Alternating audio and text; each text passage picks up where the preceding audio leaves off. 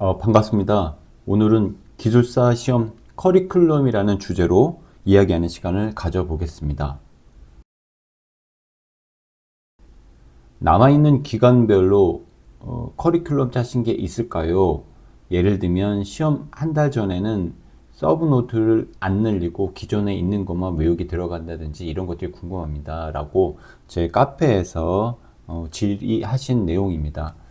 자, 2025년 기술사 시험 일정이 나왔습니다. 먼저 올해 24년 기술사 시험은 모두 끝이 났죠. 합격하신 분은 축하드리고, 좋지 않은 자기가 기대했던 결과가 안 나오신 분들은 낙심하지 마시고 또 열심히 하시면 됩니다. 힘을 내시기 바랍니다. 올해 25년 기술사 시험 일정이 나왔습니다. 135회, 136회, 137회입니다. 옛날에는 그 기술사 시험 일정 중에 맨 마지막 교시가 좀 시험 일정이 좀 뒤에 잡혀 있어서 1회차, 2회차 시험 후에 좀 기간이 있어서 이때 좀 이제 준비할 수 있는 시간들이 좀 있었지만 지금 이제 바뀐 그 시험 일정에 보면 굉장히 그 1회차, 2회차, 3회차 기간이 굉장히 짧습니다. 3개월 이내이기 때문에 상반기에 또 다 집중이 되었다고 할 수 있죠. 그러니까 중간에 새롭게 어떤 계획을 틀어서 잡고 나가는 것이 쉽지 않고 또 마지막 회차인 이 137회 시험이 끝나고 다음 연도에 처음 시험 보는 시험 기간까지의 기간이 굉장히 깁니다.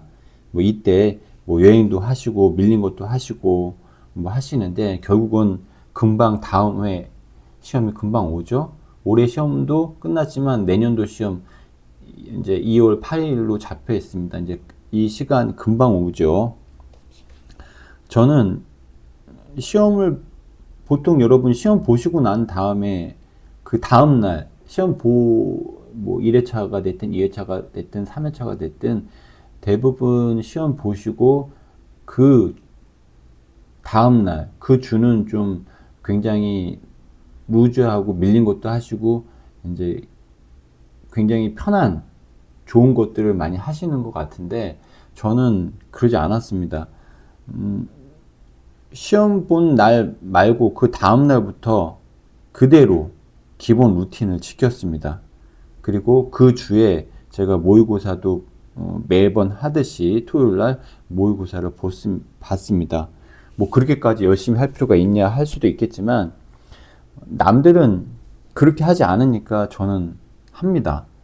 이것이 좀 차별화가 될 수도 있는 거고 정말 중요한 것은 기술사 시험이라는 것은 일상이 굉장히 중요하다고 봅니다. 일상으로 내가 어떤 것을 갖고 오느냐 마느냐가 굉장히 중요합니다.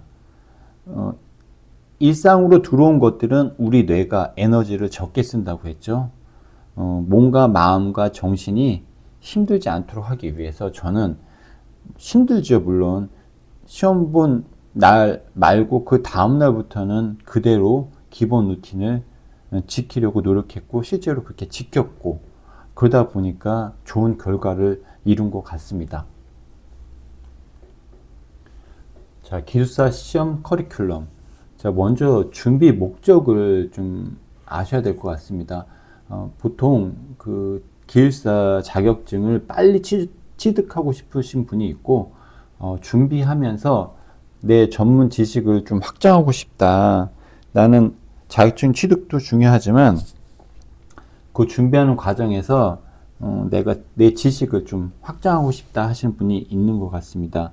그러니까 자격증 빨리 취득해가지고 도장을 빨리 찍어서 돈도 많이 벌고 싶고 경력도 관련 기술사 경력도 빨리 쌓고 싶으신 분이 계시는 것 같고 우리가 기사시험 기사시험 합격하면 어떻습니까? 관련된 공부들 잘 안 하죠. 그러니까 이왕 시험 준비하면서 내가 관련된 전문 지식들을 좀 많이 알고 확장하고 싶으신 분이 계신 것 같습니다. 저는 둘 다 하고 싶었습니다. 다음에는 목표 기간 선정입니다. 자, 구체적인 준비 가능한 시간들을 산정하셔야 됩니다. 요것은 내 일, 가정, 경력, 전체적인 인생을 고려하셔야 되는데, 보통 일 같은 경우에는 자기 직장 내 프로젝트가 이제 생기죠. 장기적인 프로젝트가 있고, 단기적인 프로젝트도 있고, 또 자기가 부서가 이동하는 경우가 있습니다. 그 다음에 승진이 있을 수 있고, 또 퇴사가 있을 수 있고, 입사가 있을 수 있습니다. 이것은 굉장한 목표 기간의 변수를 많이 주죠. 두 번째는 가정입니다. 내가 결혼을 한다든지, 또 아이를 낳고 육아가 있다든지, 이런 변수들이 또 많이 있을 수 있겠죠. 그 다음에 경력입니다. 경력은 새로운 경력, 뭐 중요한 경력, 뭐 특별한 경력을 쌓거나, 또 공부 기간에 내가 경력을 단절되더라도 내가 공부하겠다라고 하시는 분들 계시죠. 그럼 이런 전체적인 인생을 고려하셔서 목표 기간을 설정하셔야 됩니다. 이 기술사라는 시험은 기사 시험과 달리 좀 준비 기간이 길고 좀 철저히 준비해야 될 필요성이 있죠. 그렇기 때문에 일과 가정과 경력, 전체적인 인생을 고려하셔서 기술사 시험을 준비하셔야 된다고 봅니다. 이 목표 기간이 이제 산정이 되면 이제 역산을 하시면 됩니다. 그래서 당장 이번 달에 해야 될 일을 선정하셔야 됩니다. 그러면 이번 주 해야 될 일이 선정이 되죠. 그래서 제일 중요한 것은 매일매일 해야 될 기본 루틴을 이제 선정하셔야 됩니다. 이 매일 해야 될 기본 루틴에 대한 것들은 제가 다른 영상을 올려놨습니다. 그런 것을 참조하시면 되겠습니다. 이런 다양한 변수들을 고려하셔야 됩니다. 몸이 아프거나 회사나 가정의 변수들, 그리고 시험 일수가 종목별로 3회에서 2회가 된 경우가 있고, 또 2회에서 3회가 된 경우가 있고 그렇습니다. 예를 들면 발송배전 기술사 같은 경우에는 제가 시험 볼 때는 1년에 2회차였는데 몇 년도인지 모르겠지만 3회차로 좀 변경이 됐죠. 그 응시 인원이 많아지니까 그렇게 된 것 같고, 또 응시 인원이 작아지면 또 3회에서 2회로 적어지는 그런 경향도 있습니다. 이런 다양한 변수들을 고려하셔야 됩니다. 이 준비 기간과 목표 기간을 하면서 제가 경험했던 것들인데요. 대부분 자기 자신이 가진 것들을 좀 작게 보는 경향이 있습니다.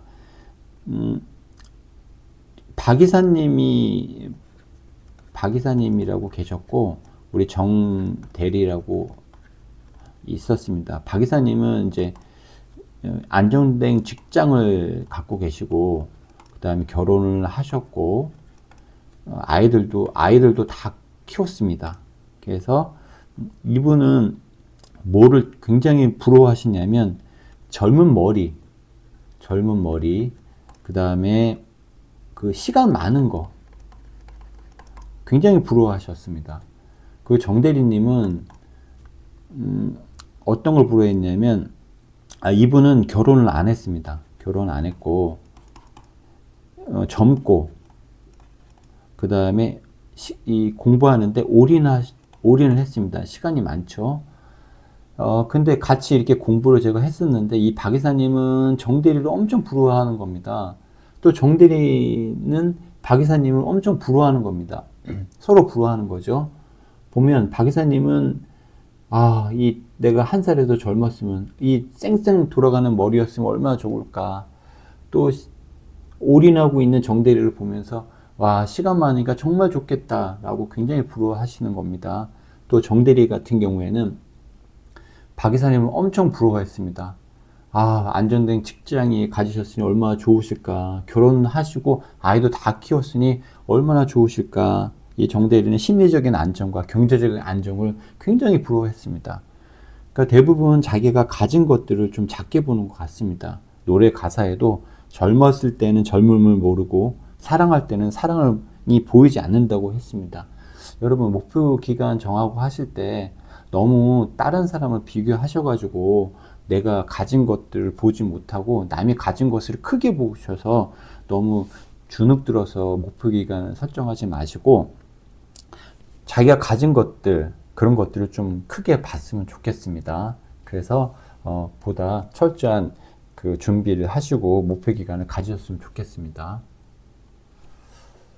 자, 그럼 구체적으로 어떻게 하셔야 되냐면 이 내용들은 내 경험을 중심으로 한 이야기입니다. 이게 모두 다 적용될 수도 있고 또 각자의 특성마다 좀 가감하셔가지고 자기화시켜서 적용하시면 좋을 것 같습니다. 맨 처음에는 서브노트를 어느 정도 완성을 하셔야 되는데 이 서브노트는 지금 중요한 것들이 뭐냐면 제가 어느 정도라고 했습니다.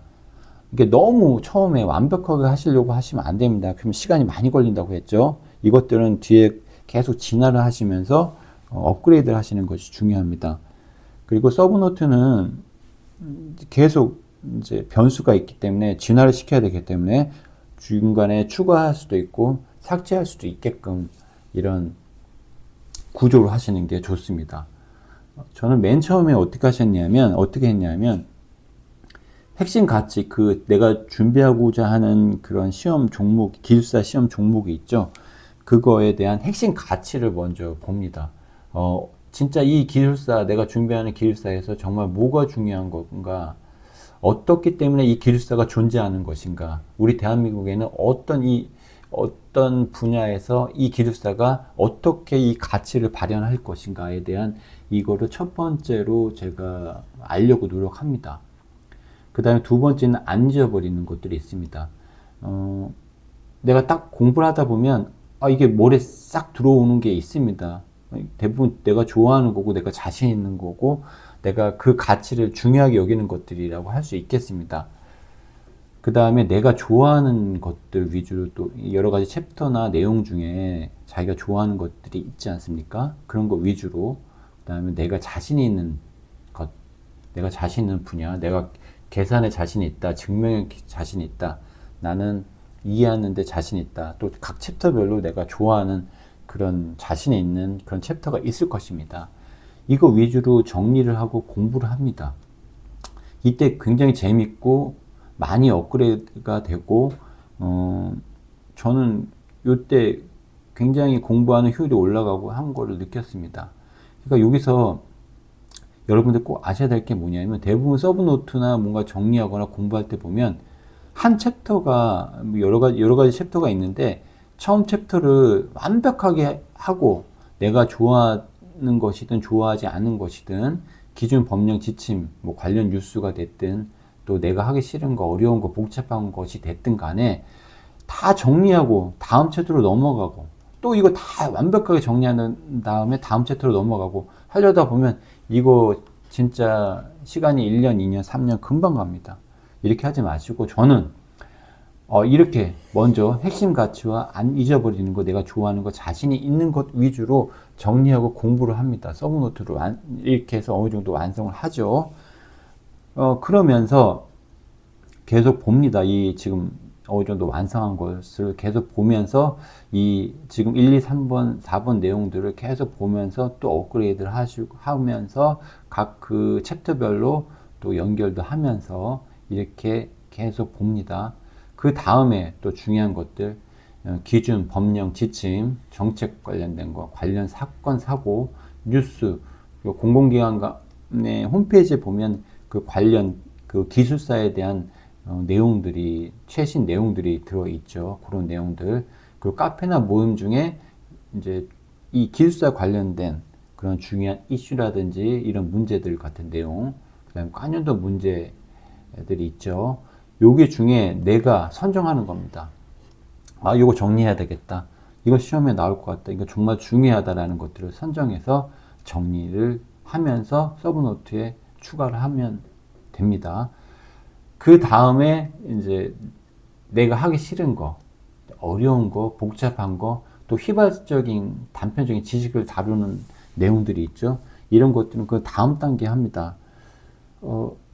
그래서 조금씩 추가하면서 서브노트를 진화를 시킵니다. 대부분 이런 것들은 내가 하기 싫은 것, 것들은 남들도 하기 싫어합니다. 그래서 사실 요거를 또 하나씩 하나씩 추가하면 남들과 또 차별화가 될 가능성이 굉장히 높고, 이 차별화는 곧 고득점이 될 가능성이 굉장히 많죠. 요렇게 이제 준비를 하시는데, 중요한 것은 이렇게 준비하다 보면 그 시험이 이제 다가옵니다. 그러면 시험 한 달 전에 오면 저는 공부를 끝낸다는 개념을 합니다. 그러니까 한 달을 남겨놓고는 내가 몸 컨디션을 조절한다든지 다양한 변수들을 대응을 한다든지 합니다. 회사나 가정의 변수들 있지 않습니까? 이렇게 한 달 전에 모든 걸 끝낸다고 합니다. 그렇게 하고 한 달 동안은 계속 좀 약간 쉬엄쉬엄 하는 표현이 맞을 것 같습니다. 이렇게 해서 공부를 계속 그 기본 루틴을 지켜가면서 합니다. 자, 보통 기숙사 시험이 어렵고 난이도가 높고 합격률이 낮은 기숙사일수록 지금 이 단계까지는 대부분 가는 것 같습니다. 이 단계까지는 가서 정리를 하시고 진화를 시켜야 이제 시험에 합격하는 경향이 있고, 시험이 쉽고 난이도가 좀 쉽고 합격률이 높은 때라든지 높은 종목인 경우에는 여기에서도 제가 합격한 경우가 있었고, 요 단계에서도 합격한 경우가 있었습니다. 그러니까 꼭 진화를 완벽하게 여기까지 하지 않아도 내가 기숙사 시험이 그날 그때 나랑 맞았다든지 굉장히 나랑 종목이 맞은 코드가 있다든지, 또 시험 종목의 기숙사인 경우에는 첫 번째 단계에서도 합격할 수가 있고, 또는 두 번째 단계에서도 합격할 수가 있는 것이었습니다. 그래서 중요한 것은 계속적으로 기본 루틴을 지키는 것이 중요합니다. 그 다음에 매일 저는 서브노트 처음과 끝을 보면서 또 반복하면서 시간이 좀 남으면 이런 것들 2단계와 3단계에 대한 내용들을 하나씩 추가하면서 또 진화를 시켰습니다. 중요한 것은 매일 기본 루틴을 지키시면서 그날 있었던 서브노트는 처음과 끝을 보는 습관을 반드시 저는 지켰습니다. 여러분도 제가 해봤더니 좋았습니다.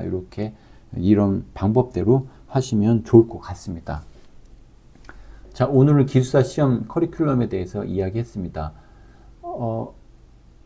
지금 기숙사 25년도 일정이 나왔기 때문에 이 일정을 잘 보시고 내가 그 과정이라든지 회사에 대한 일, 프로젝트에 대해서 계획을 잘 잡으시고 특히 이 준비 목적에 따라서 이 준비 기간이 설정이 되면 그거에 따라서 역산을 하셔서 이번 달 해야 될 거, 이번 주 해야 될 거, 매일 해야 될 루틴을 정하셔야 된다고 했습니다. 그리고 내가 가지고 있는 무기, 내가 가지고 있는 장점들을 좀 극대화하실 필요가 있고 자신감을 가지셨으면 좋겠습니다.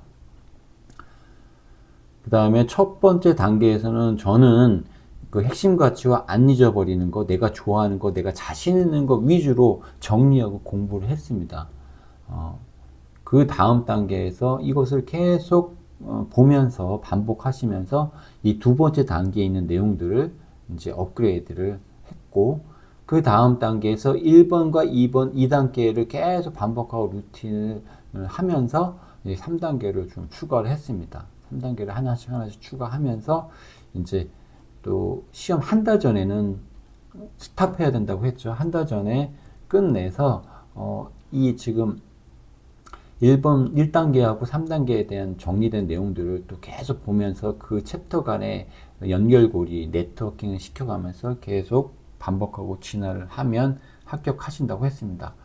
근데 사실 시험이 많고 준비 기간이 내 계획대로 잘 됐으면 한 달 전에 시험이 끝나서 공부하는데 한 달 동안은 몸 컨디션 조절하고 다양한 변수를 대응할 수 있었는데, 사실은 뭐 하다 보면 진짜 변수들이 많이 생기더라고요. 그래서 한 달 전이 아니라 일주일 전에 끝날 수도 있고, 항상 시험 날이 다가오면 부족함을 많이 느낍니다. 내가 일주일만 더 있었으면, 내가 한 달만 더 있었으면 정말 좋겠다라고 그런 마음이 진짜 매 시험마다 들었었는데, 여러분 이 시험 매번 이렇게 듭니다. 그러니까 좀 내가 계획했던 그런 목표 기간보다 좀 더 한 달 전이면 한 달 전, 두 달 전이면 두 달 전에 끝낸다고 계획을 잡으셔야 내가 목표됐던 그런 시험이 다가왔을 때 내가 준비된 컨디션과 준비된 그런 다양한 준비 최적의 상태로 시험을 볼 수 있어서 좋은 결과를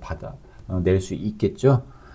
그래서 오늘 주제의 핵심은 커리큘럼대로 짜시고 제일 기본 루틴을 계속 지키시고 그날의 서브노트의 처음과 끝을 보면서 계속 반복과 진화를 하시면 좋은 결과가 있으리라 생각이 됩니다. 자, 오늘 이 기숙사 시험 커리큘럼에 대해서 이야기했는데 여러분 준비하는 기숙사 시험에 많은 도움이 됐으면 좋겠습니다. 이상으로 여러분의 손을 뻗어 도움을 주는 리처였습니다. 감사합니다.